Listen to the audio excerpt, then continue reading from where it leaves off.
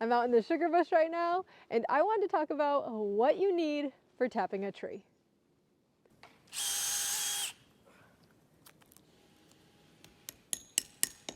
All tapping a tree is drilling a hole in the tree and inserting a spout. That way you can collect sap to boil down to make syrup. Now here we primarily tap sugar maples. We also tap some red maples, but we make maple syrup on our farm. Although you can tap trees to make different types of syrups, such as birch or walnut. Here on our farm, we only make maple syrup, so I may refer a lot to sugar maples or red maples, but that's just because that is what we tap. When you're going to tap a tree, the first thing that you need is the proper equipment. And it's really easy. All you need is a drill bit, a spout, and then a way to collect the sap. It's very important that you match your drill bit to the size spout you have. So the most common spouts are 7/16, 5/16, and 1/4 inch spouts. Here we like to use the smaller size spouts, so 5/16 and 1/4 inch. If you use metal spouts or buckets, a lot of them are 7/16, although there are some metal ones that are 5/16. Here we like to use the smaller size spouts. That way it allows the tree to heal. We figure with the smaller hole, it makes it easier for the tree to heal up and stay healthy year after year. And we haven't seen any drop in syrup production when we use the smaller spouts. So it is very important to match your spout to your drill bit. So if it's a 1/4 inch spout, use a 1/4 inch drill bit. If it's a 7/16 spout, use a 7/16 drill bit. However, there is a catch. So with the 5/16 spouts, there's some 5/16 spouts that work better with the 5/16 drill bit, which I would say the majority work better that way. However, when you are buying spouts, be sure to read because some 5/16 spouts work best with a 19/64 drill bit. That's just something to keep in mind when you are buying spouts and matching them with the drill bits. So always match your spout to the drill bit unless the spout specifies otherwise.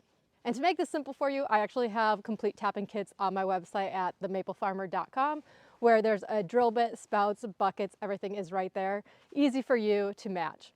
Now that we have our drill with our drill bit that matches our spout, now we can talk about how to collect the sap. So the most common methods are using a bucket or tubing.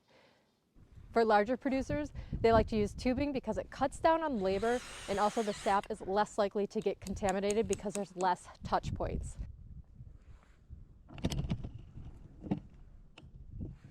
But if you're just tapping a few trees or trees in your backyard, buckets may be the easier option for you.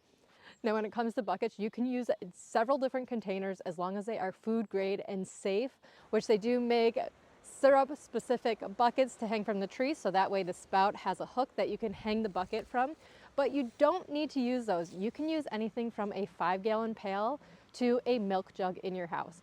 The one thing to keep in mind though, if you are using a smaller container that's only a 1 gallon, such as a milk jug from your house, is that you will have to empty it, keep an eye on it and empty it much more frequently than you would if you have a larger sap bucket or a 5-gallon bucket that's on the ground. And you can mix tubing with buckets, so you can tap a tree with tubing and feed the tubing into the 5-gallon bucket as your collection, so you're not hanging the bucket on the tree. So there's lots of different options. So whether you're using tubing throughout your woods that's vacuum assisted, if you want to use a spout that hangs the bucket directly on the tree, or if you want to have a 5-gallon pail and use tubing to direct that sap right into that 5-gallon pail. Those are the essential tools that you need to tap a tree. Now that we know what tools we need to tap a tree, let's talk about what to look for when tapping a tree and how to actually tap the tree. As you can see, I am standing in the snow right now. A lot of people actually believe that maple syrup is produced in the fall, when actually it takes place in late winter, early spring. So a lot of the videos that you see that I put out, I'm in snow. That's because we are gearing up and getting ready for the sap to run, typically while there's snow on the ground, because in our area, we're from Western New York, we get a lot of snow here. So a lot of my videos take place in the snow because the maple season is typically late winter to early spring, and it is a very short, fast season. So you're looking at 4 to 6 weeks of when the sap is actually running. So it's fast and furious while it's here, and it's a lot of fun, but a lot of work. When you're looking for trees to tap, you want the tree to be nice and healthy. So be sure to look up the trunk of the tree, look at the branches, make sure it's a nice healthy tree, that it's not dead. So once you find those trees, you can look at them and you want to check the size on them. So the minimum size for tapping a tree is 10 inches in diameter, which is about 31 inches in circumference, so all the way around. That is the minimum size for tapping a tree. Trees that are 10 to 17 inches in diameter only get one tap.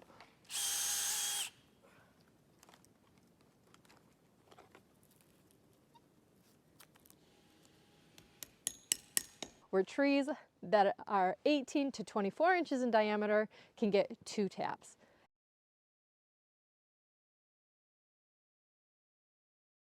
And then you have your really large trees, which are 25 plus inches in diameter, and those will get 3 taps. But you never want to put more than 3 taps in your tree, because we want to ensure that they stay healthy and they can continue producing for years and years to come. Never put more than 3 taps in your tree, because that just leaves your tree with lots of holes. You won't have fresh places to tap in years to come. And we're really looking out for tree health, because like I said, we want to keep producing syrup for years to come. When I'm judging a tree to find out if it's big enough to tap, what I'll actually do is have my fingers like this, because this width of my fingers right there is 7.5 inches across. I know that because I pre-measured. And then if I put my other hand here, right at the break, there is 10 inches for me. So I'll walk up to a tree, if it's kind of borderline, put my hands like that, and if the tree falls from this pinky to here on this glove, I know that it is large enough to tap, and I can begin tapping that tree. And also, I know that me personally, my wingspan is about 68 inches. And to tap a tree for 2 taps, you want it to be between 18 to 24 inches in diameter. And the circumference of a 2-tap tree is between 57 and 75. So if I'm not sure, I'll actually just walk up to a tree. I'll use this one right here, pump my arms around it. And right here you can see my arms overlap here. So that is not a tree I would put 2 taps in. That's a tree I would still put 1 tap in. If my fingers just touch or are like a little bit overlapped, then I can put 2 taps in that tree. Now we know what tools to use and how to find a healthy tree and how many taps that tree gets. So now we're ready to tap. When you're tapping the tree, you only want to go about 1.5 to 2 inches deep into the tree. To prevent going too deep on the tree, I like to use electrical tape, so I'll measure out my drill bit and then mark it where the 2-inch mark is, and then use electrical tape so that way I know where to stop. Or if you have some tubing at home, you can cut the tubing and slide it onto the drill bit and then tape it on. That way you have a hard stop on your drill bit. Or if you're tapping a lot of trees, you can always invest in tools that have a preset depth. And these tools create a nice, clean tap hole, and they're always to a measured depth, so you'll never be tapping more than 2 inches deep.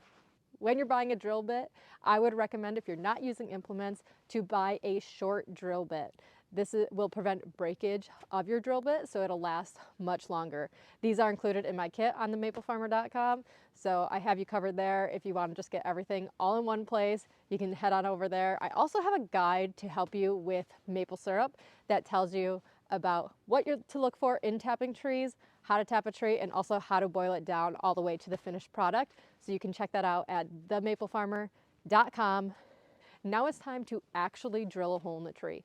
So when you're drilling a hole in the tree, you want your drill bit to be pretty much level, maybe at just a very slight angle.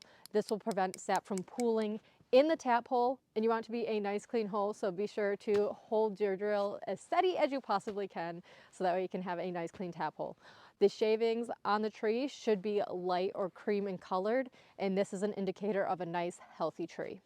If this is the first time tapping your trees, you are in luck, because you don't have to worry about old tap holes. You can just walk up, drill that tree, and go on to the next. But if you have tapped your trees before, you want to look where those old tap holes are, and you want to avoid tapping near them. So a general rule is to Tap at least 2 inches to the right or to the left, and at least 6 inches up or down from any old tap holes that you see.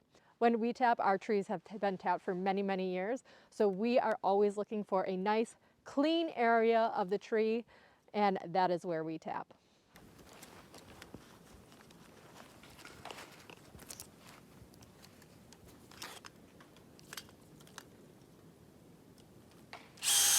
As soon as you're done collecting sap or the trees begin to bud, you want to pull those spouts out of the tree as soon as possible. This will allow the tree time to heal, so it's a nice, healthy tree for next season, and a healthy tap hole will close up in 1 to 2 years. So be sure to pull those spouts immediately after the season. And I get this question a lot, is if you plug the hole after you pull the spout. No, do not use anything to plug the holes in the trees. You just pull the spout and let nature take its course. And once you take down your bucket, spouts, tubing, whatever you are using for the year, you want to make sure to clean them. So make sure everything is nice and clean before you store it away, and then just store it away for the next season, because trees can be tapped every single year. So every single year you can tap the same tree. That's why we want to pull those taps immediately, keep those trees healthy so we can keep making syrup for years to come. Thank you so much for tuning in. I hope you learned a lot, and if there's anything that I missed, please be sure to comment below and I will answer them. I also have a video linked above that you guys can click to about how to identify a maple tree. So if you need help finding out if you have maple trees in your area, just go watch that video. That should help you be able to identify them. And thank you guys so much for watching. If you're looking to tap trees in your own backyard and you don't have a kit yet, you can always head over to themaplefarmer.com, grab your kit. It has buckets, spouts, tubing. There's a couple different options for you over there so you can make maple syrup in your very own backyard.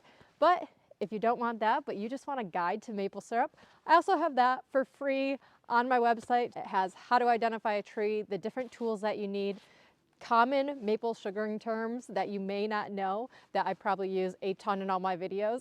So it has maple sugaring terms, and then also walks you through how to make maple syrup from collecting the sap to boiling it down and to the finished product. So again, thank you so much for tuning in, and we'll see you next time.